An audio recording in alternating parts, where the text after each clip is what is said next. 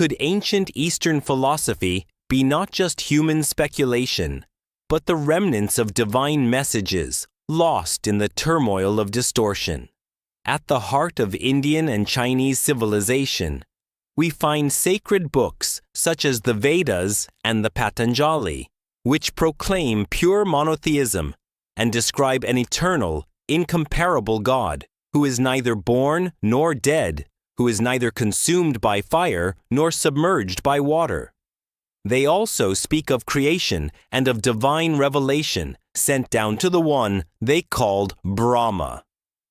But what happened? How did this belief transform from the worship of one God to the worship of statues and idols? How did the priests become intermediaries between humans and the gods, and then gods themselves? What prompted them to divide the one God into three persons, and why did the doctrine of transmigration of souls emerge as an essential part of their faith? Even more strangely, many of these concepts are echoed in the books of the pharaohs, the sages of Greece, and perhaps even in the roots of the divine religions themselves. Here comes the most serious question. Were messengers actually sent to China and India? Could these religions have originated from a divine call, then been distorted by philosophers and priests? In this video, we delve together into the depths of the Brahmanical religion, uncover the truth of the Vedas, and trace the evolution of religious thought from monotheism to polytheism, from the purity of the soul to the loss of faith. Let's take you back to the beginning, to where the message was pure, before it was cloaked in philosophy and distorted by interests. Books of the Indian or Brahmanic religion. The Vedas are considered the oldest scriptures of the Brahmanic religion. Historians have not been able to determine precisely when they were written. The Vedas consist of poetic hymns, the like of which it is claimed cannot be produced by humans. Their followers assert that Allah Almighty diverted mankind from ever being able to replicate them. The Vedas comprise 4 collections or books written in Sanskrit. Each has its own recitation methodology and unique chanting style. These texts are attributed to divine revelation from the heavens received by Brahma. The 4 books are Sama, Rig, Yajur, and Atharva. They portray the universe as an evolving fabric intertwined with the essence of God and depict the union of the individual with the divine as akin to the merging of soul and spirit. These texts are based on belief in the immortality of the soul and in one deity. Good deeds are believed to ascend to the heavens, received by Yama, who elevates them to paradise, where souls enjoy perfected earthly pleasures made eternal after the cycle of reincarnation, a belief which, we assert, was later introduced and is not originally part of this religion. One of the Vedic texts describes the Vedic paradise as a sacred and ultimate abode for the immortal gods, angels, a homeland of eternal light, the source and foundation of all that exists, where desires are fulfilled merely by willing them. The Brahmanic religion is deeply rooted in numerous truths concerning both earthly and celestial life. It advocates ethical guidance, whereby adherents earn the right to eternal bliss in the divine realm. It upholds that the human soul is a divine breath, and that death grants the soul a luminous and transparent body, ascending to the higher realm, a body superior to our mortal forms. There are additional scriptures beyond the Vedas, known as Brahmanas, which are written in prose rather than verse. These texts are numerous and diverse in subject matter. Some include religious rulings and jurisprudence, encouraging salvation and promoting self-sacrifice for the redemption of the soul. Others serve as readings for ascetics who retreat into forests, seeking to free themselves from materialism. These texts are studied to strengthen spiritual resolve and are memorized to transmit esoteric knowledge about the Supreme Spirit, linking souls to the greatest being. Some of these books address the origins of their beliefs, describing how the world began, how their gods, angels, or divine messengers emerged, how creatures came into existence, the nature of humanity, its attributes, the acquisition of knowledge, and other matters relating to human nature, the divine, messengers, and the universe. The historian Victor Cousin stated, "When we deeply study Eastern philosophy, particularly that of India, we encounter profound truths that compel us to bow in reverence before Eastern thought. We find in this cradle of humanity a home for the loftiest forms of philosophy." Likewise, Schopenhauer remarked, "The foundations of European philosophy, idealistic thought as laid down by the Greeks, appear, when compared with the vibrant and dynamic idealism of Eastern philosophy, like a mere flicker beside the full radiance of the sun."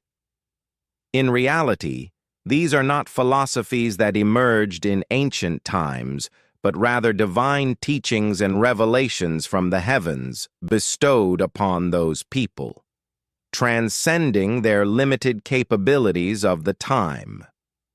This is affirmed in the Vedas, in the Egyptian Book of the Dead, and in what has been transmitted from the sages of Greece regarding the nature of divinity and true religion. See our book, The Absolute Truth. Eastern philosophy, Indian and Chinese, remained for ages a buried treasure unknown to Westerners and those influenced by them. Its obscurity stemmed from the difficulty of understanding the roots of its complex language, as accurate translations were scarce. However, the determination and diligence of scholars and their thirst for knowledge revealed that these nations did indeed possess a distinct philosophy, a unique form of human thought, and a singular behavioral method for attaining the ultimate good. A defining feature of these approaches was their ability to transform moral theories into practical ethics built upon righteous human conduct. Religious beliefs reached their highest expression among the Semites. Mysticism reached its purest form among the Indians. Theoretical philosophy found its peak with the Greeks, and practical philosophy was most fully realized in China. Chinese philosophy begins with theories of noble ethics and foundations for the principles of good and evil, but soon translates into widely adopted moral practices among the people.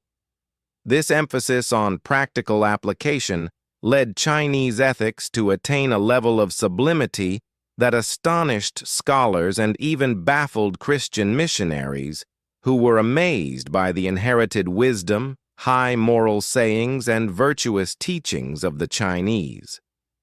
Many concluded that a divine messenger must have been sent to them. They began comparing Chinese moral literature to the Torah and its ethical commandments. There is nothing in our understanding that would negate such a possibility. In fact, we are inclined to believe it. Allah, the all-wise, all-knowing, and most merciful, would not abandon vast populations without a guide to lead them or a prophet to call them to the path of Allah Almighty. That we do not know the names or times of such messengers does not negate their existence. Lack of knowledge does not imply non-existence.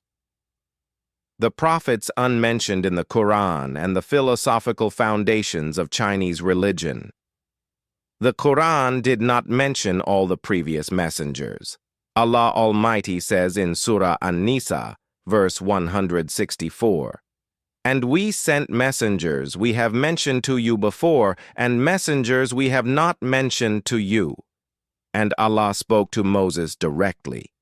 Therefore, we do not categorically reject the Christian claim that messengers were sent to China. In fact, we accept this possibility, even in the absence of definitive information about a specific prophet being sent there. There are several indicators that support belief in such a notion, which we will explore further in what follows. One of the most striking features of Chinese philosophy is its profound connection with religion.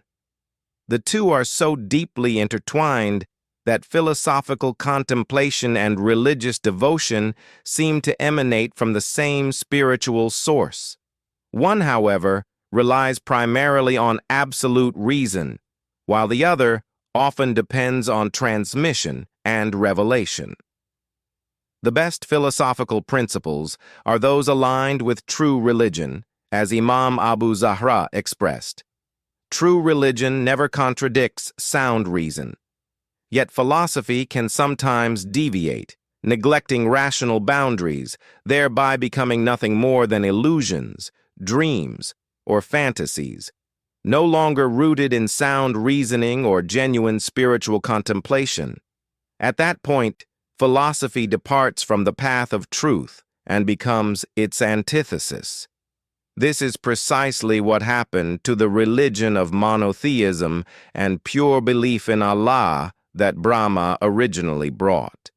Under the influence of priestly philosophy and religious elites, it lost its balance. If we examine the essence of religion in its early age, alongside the philosophies of India and China, we find that they were not distant from religion. Rather, they were grounded in noble ethics, the regulation of human behavior, and the refinement of practical morals. They maintained a balanced, coherent trajectory. However, the philosophy of priests and religious authorities distorted this balance, transforming it into a set of beliefs unconnected to truth or logic. They converted Brahmanism, once a monotheistic faith, into an idolatrous religion. They worshipped idols, claiming that the spirits of the gods resided within them. The number of deities increased until it reached 33. And eventually their doctrines were reduced to belief in three persons or essences, hypostases, based on the erroneous assumption that the world is governed by three gods. You will find in their books clear texts and phrases expressing belief in a singular sovereign deity. They describe Allah Almighty as the Eternal One, with neither beginning nor end, the sovereign by will, the omnipotent, the wise, the giver of life, and the administrator of all things, peerless and incomparable. Yet alongside these affirmations of divine unity, we also find notions of Trinity and divine embodiment, indicating a deviation from the original monotheism conveyed in those texts. Let us quote a passage from one of their books to demonstrate this deviation. In the book Patanjali, a dialogue unfolds. The questioner asks, "Who is the deity whose worship leads to salvation?" The responder answers, "He is the one who, by his eternity and oneness, is independent of action. He does not grant reward for hope, nor punishment for fear. He is free of thought, exalted above hated opposites and beloved equals. He is self-knowing eternally, for acquired knowledge pertains only to that which was previously unknown. Ignorance has never touched him at any time or in any state." The questioner continues, "Does he possess attributes beyond what you have mentioned?" The responder replies, "His elevation is absolute in rank, not in location, for he transcends spatial confinement. He is the all-aware, the absolute refuge, longed for by all existence. He is pure knowledge, untainted by passion or ignorance." The questioner asks, "Do you attribute speech to him?" The responder answers, "If he is all-knowing, then without a doubt, he speaks." The questioner then presses, If he speaks due to his knowledge, what differentiates him from wise humans who speak due to their understanding? The responder clarifies. The difference lies in time. They acquired knowledge and began speaking after once being ignorant and silent. They communicated their knowledge over time. But divine matters are not bound by time. Allah is eternally all-knowing and all-speaking. He spoke to Brahma and others in varied ways. Some received a book, others received inspiration through intermediaries, and some attained knowledge through deep contemplation inspired by divine illumination. The questioner asks, from where does he acquire this knowledge? The responder states, his knowledge is eternal. He has never been ignorant. His essence is inherently knowing. He did not acquire new knowledge, as mentioned in the Veda revealed to Brahma. Praise and glorify the one who spoke the Veda and existed before it. The questioner then says, how can one worship a being who is beyond sensory perception?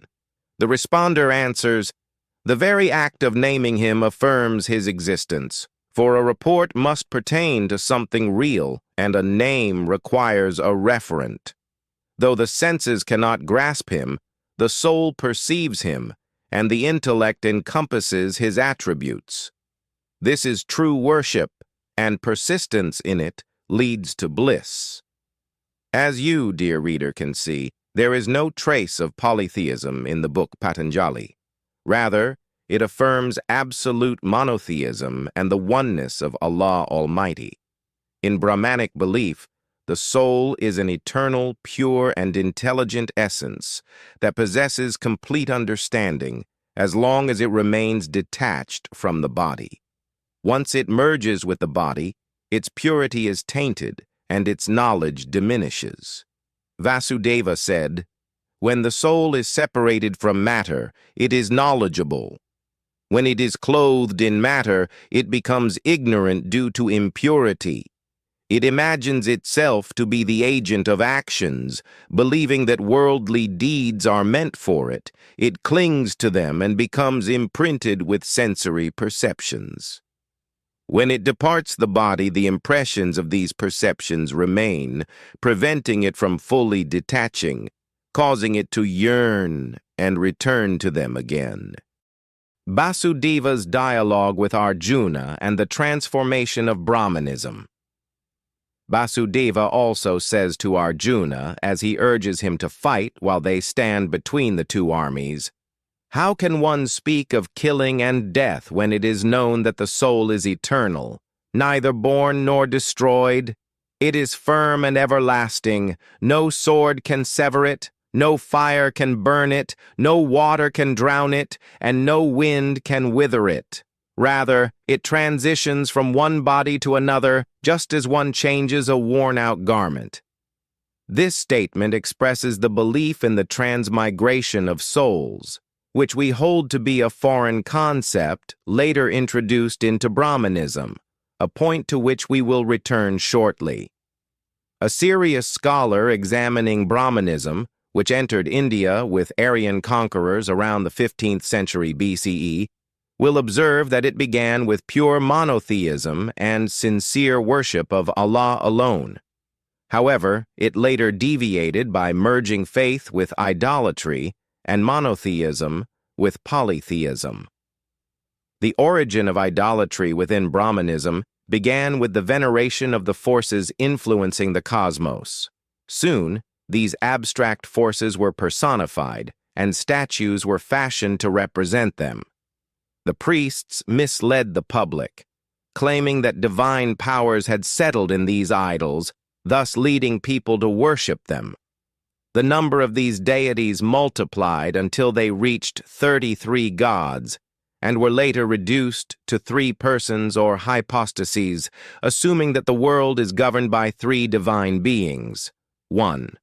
Brahma, the creator, the giver of life, the powerful source from which all things emerged. All living beings seek his grace and benevolence. He is associated with the sun, the source of warmth and life. Second Shiva, the destroyer who withers green leaves, denies youth from escaping aging, and causes rivers to vanish into oceans. He is associated with fire, the destructive and consuming element. 3. Vishnu, the preserver who incarnates within creation to save the world from total annihilation. In the sacred book known as the Bhagavad Gita, Vasudeva declares, "In truth, all things are divine. Vishnu made himself into the earth to support living beings, into water to nourish them, into fire and wind to foster and animate them, and into the heart of each one of them. He bestowed upon them both knowledge and ignorance. All goodness and nobility are from Vishnu's essence. The righteous and the wise uphold justice, virtue, and goodness, and support the noble against the wicked by the outpouring of Vishnu's grace." These three deities, then, are said to be manifestations of one God, the Supreme Spirit, whose name in their language is Anma. They claim that Brahma is the messenger who received the Vedas and the message of absolute monotheism. But how and why did they then deify Brahma and formulate the concept of divine persons, hypostases? The only answer is that their devil made idolatry appear attractive to them, and they obeyed his deception. The priests led the common people to believe that idol worship was a means of drawing closer to God. They demanded offerings for these idols, offerings from which they alone benefited. In this, the words of Allah Almighty in Surah At-Tawbah, verse 34, are perfectly fitting. "O you who believe, indeed many of the rabbis and monks consume people's wealth unjustly and avert them from the way of Allah." The philosophers and elite priests deviated from the original teachings of Brahmanism, manipulating the public with doctrines for which Allah had revealed no authority. They used religion as a tool to achieve influence and political power, commercializing the faith. The priests established a doctrine proclaiming themselves as deputies of God and the kings as shadows of God on earth. They even deified themselves, demanding worship from their subjects. Initially, there was one God, later represented in natural forces, and eventually believed to dwell in the persons of priests and kings, both living and dead. The priests exploited the naivety of the people, leading them to venerate images and statues, linking every act of worship to the temple and its priest. People could no longer perform any religious or worldly act without consulting the priest, who became the final authority. Worshippers became entirely dependent on the temple system, where no prayer was accepted, no divine connection was valid, and no salvation could be hoped for without the mediation of the priest. One of the most flagrant fabrications introduced by the priests into Brahmanism was the doctrine of reincarnation. According to al-Biruni, just as the declaration of monotheism is the mark of Islamic faith, the Trinity is the mark of Christianity, and Sabbath observance defines Judaism, so too is belief in reincarnation a defining trait of Indian sects. One who does not believe in it cannot be counted among them. The doctrine of reincarnation rests upon three pillars. 1. Belief in the immortality of the soul. Second, belief that the soul, upon leaving the body, feels a longing for physical existence due to the sensory imprints and material influences that had stained and disrupted its purity. Third, belief that the soul gains new knowledge with every incarnation, learning specific details with each new body it inhabits. This progression continues until the soul attains complete perfection and joins the ranks of the spiritual beings, angels, free to act in the heavens and earth and partake in the governance of the cosmos. If, however, the soul committed sins during one of its incarnations, it descends into an inferior creature, such as an animal, as a form of punishment and purification. It then resumes its upward journey toward the higher realm, potentially reaching paradise with the angels. Conversely, if it falls even lower, it may descend into hell according to their beliefs. They maintain that there are multiple hells, each suited to the sins of the wicked, and each representing a form of deviation from the divine path. Some believe paradise and hell are eternal, while others say that only human life grants merit, and that the soul's cycle of rebirth is the measure of one's reward or punishment. Paradise, they believe, is a lofty realm for those who performed good deeds, yet its pleasures are temporary. If a soul's actions are sinful, it is reincarnated into a plant or animal as a form of punishment. For them, hell is this very fall. Thus, both paradise and hell are not eternal, but rather stations in the soul's ascent or descent. Resurrection, according to both schools of thought, is for souls only, not bodies. This belief, however, is erroneous, as clarified by the Quran in verses such as Surah Al-Baqarah, verse 167. And those who followed will say, "If only we had another chance, we would disassociate ourselves from them as they have disassociated from us. Thus Allah will show them their deeds as regrets upon them, and they are never to emerge from the fire." Surah Al-An'am, verse 28.